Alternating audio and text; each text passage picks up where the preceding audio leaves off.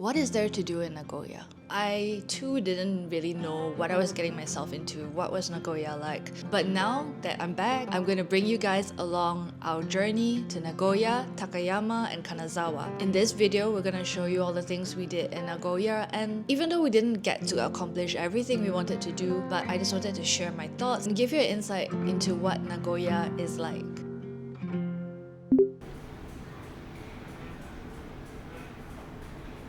Staying awake after not sleeping on the plane for the whole night was tough. We're here in Nagoya. So sleepy. Just put our luggage in, super sleepy. We're gonna get breakfast because otherwise I cannot function. Let's go.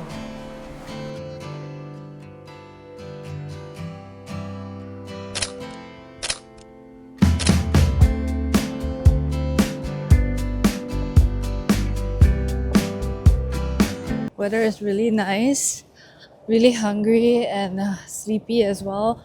I wanted to try this udon place, but wow, the queue is so long and we also needed coffee. So we have decided to split up. Ken is off at a cafe getting coffee and I'm going to queue up at the udon place. Hopefully we get a spot. I need some food before we start the whole touring and stuff because damn, I need some energy.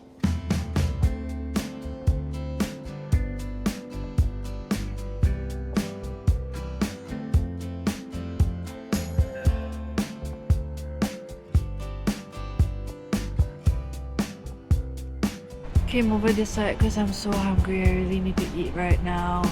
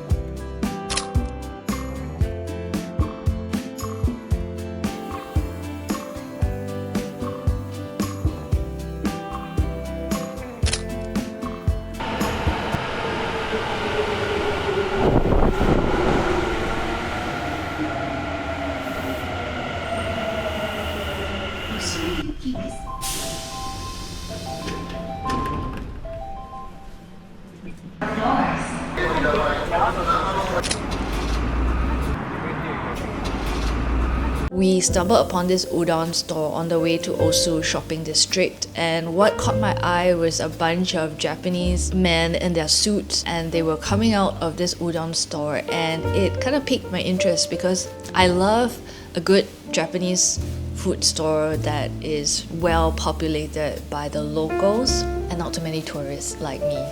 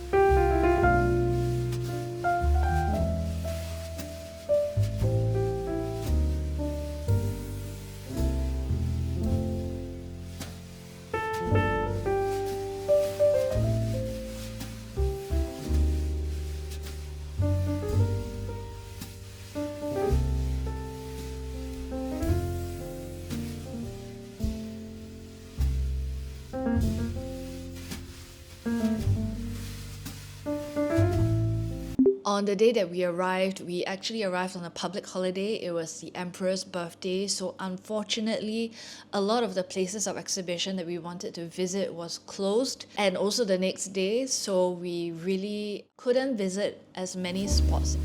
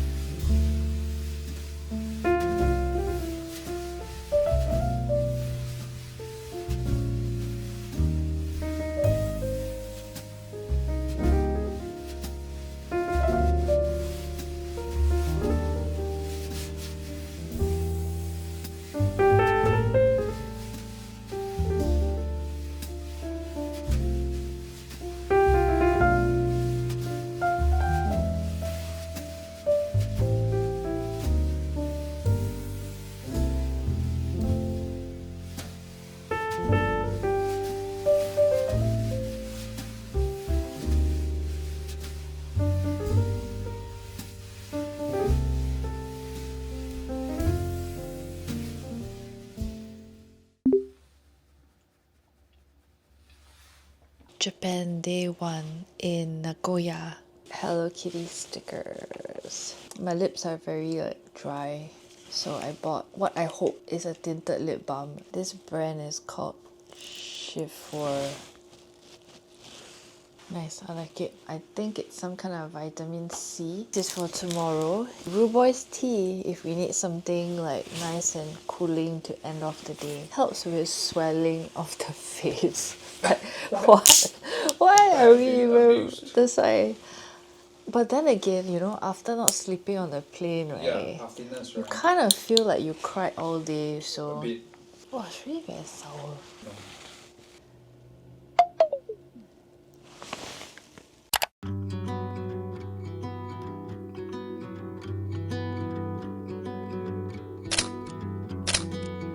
Good morning! Day 2 in Nagoya, and we're going for breakfast. We're going to this cafe called Early Birds. Breakfast, let's go, hungry.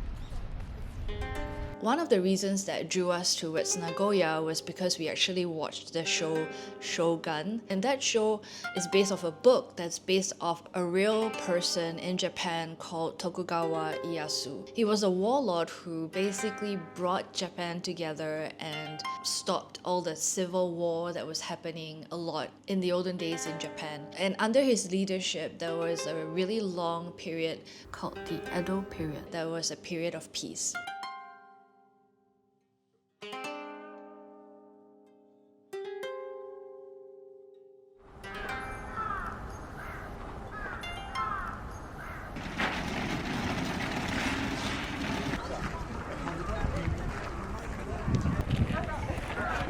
There's actually an exhibition space of the Honmaru Palace, which is next to the Nagoya Castle. So you can go to see the Nagoya Castle, and you can also see this exhibition of the Honmaru Palace, the art, the architecture, the interior design of the space.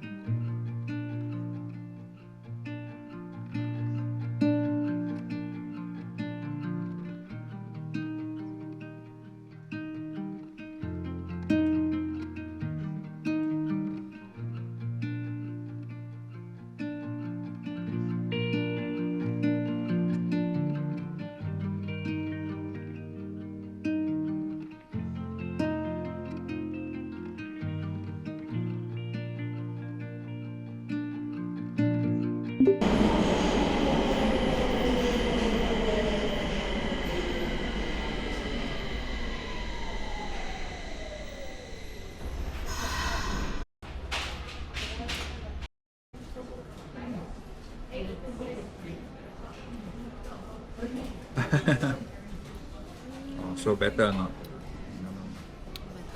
Better, right?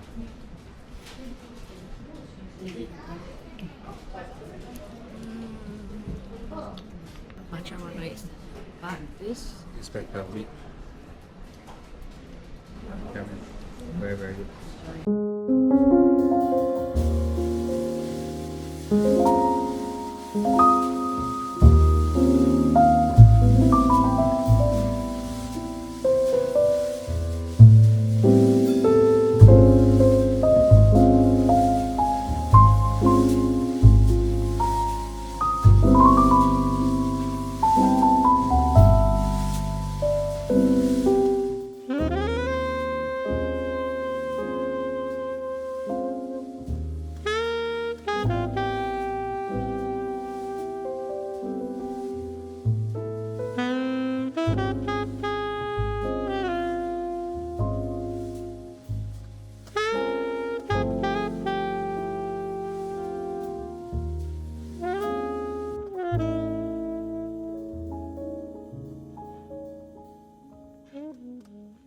Because of this like kind of round trip, we actually stayed in 2 hotels. The first hotel that we stayed in was Hotel Revolve, which is nice, very convenient, very near the station, but very, very small. On our round trip back, we stayed in this hotel called Nikko Style Hotel. Very well patronized, and it has a very lovely big lobby. The room is incredibly spacious. Like, we have like this little living room area where we can sit down, watch TV, eat, proper wardrobe space, and a proper toilet.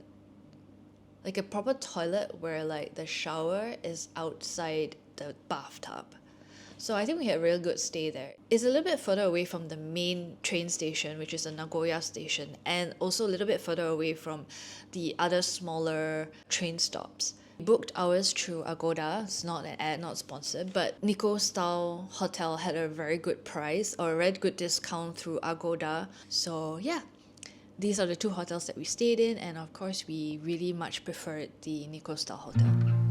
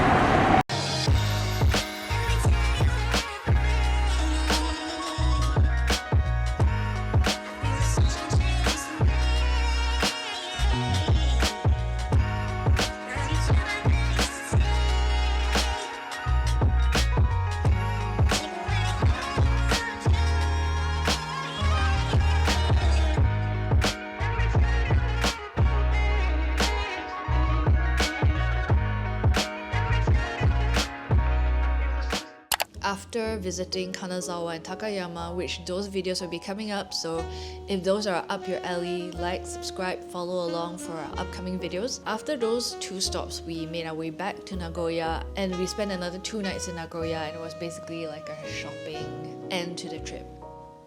Last day in Nagoya, and Ken has decided to do some shopping.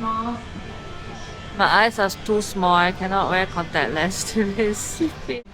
Shopping. It's called Biohazard Requiem. So in the last 2 days we did a lot of like shopping, so I didn't really vlog that much, but I will be doing a video on my Japan shopping haul. So if you're interested to see what I got from GU, Onitsuka Tiger, and all the random knickknacks of like Sunreal stuff, look out for that video. Wow, that looks good.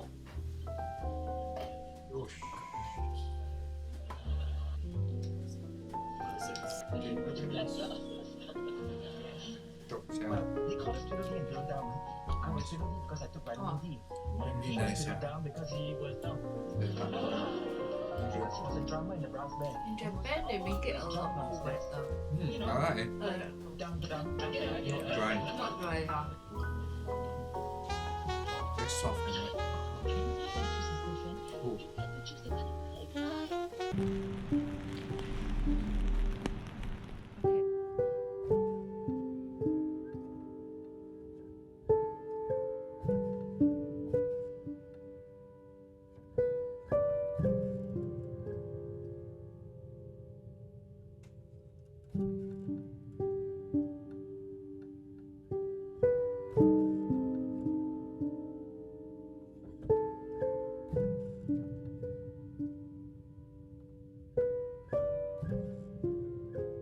So back to the question, what is there to do in Nagoya? I would say that I actually really enjoyed myself in Nagoya. I think compared to Tokyo, there's a lot less people, probably a lot less nightlife. In Nagoya, I actually don't see spots like Kabukicho in Tokyo. I don't know if it's just a surface level feeling, but I actually feel a lot safer in Nagoya. It's not so daunting that you have people who are not so savory characters there. Even we had crepes at this so-called like clubbing area, and it felt pretty chill compared to Kabukicho. Of course, Nagoya station is like a hub, so there are a lot of people there, but everywhere else is really quite chill. Tourist spots that we go to, you see tourists there. What I noticed about Nagoya is that it actually attracts a lot of local tourists, so there are a lot of local Japanese that come to Nagoya to visit Nagoya and check out all these like historical spots like Nagoya Castle, Honmaru Palace, but the crowd is manageable. It doesn't make you feel stressed or chaotic energy. I went there in early March, early March, so I'm not sure if that has like any like bearing to the crowd. So if we were in Nagoya for like about 3-4 days, 3-4 nights, I would say that there's a lot of things to do in Nagoya actually, and we really had a good time. Sightseeing, shopping, eating, walking around. So I think we really enjoyed ourselves in Nagoya. So if you've been to Nagoya before, what are your thoughts on Nagoya? Like leave it down in comments below so that we can share it with people who haven't been. And yeah, follow along because in the upcoming videos we are actually going to Kanazawa and we're going to Takayama, and I'm also going to be sharing and talking about my Fujifilm simulations that I used in the different parts, different lighting, different situations like day and night. I had a lot of fun playing around with the Fujifilm simulations. If these videos that I mentioned sound like something that's up your alley, remember to like, subscribe and follow along for the next video. I'll see you guys in the next one. Bye guys!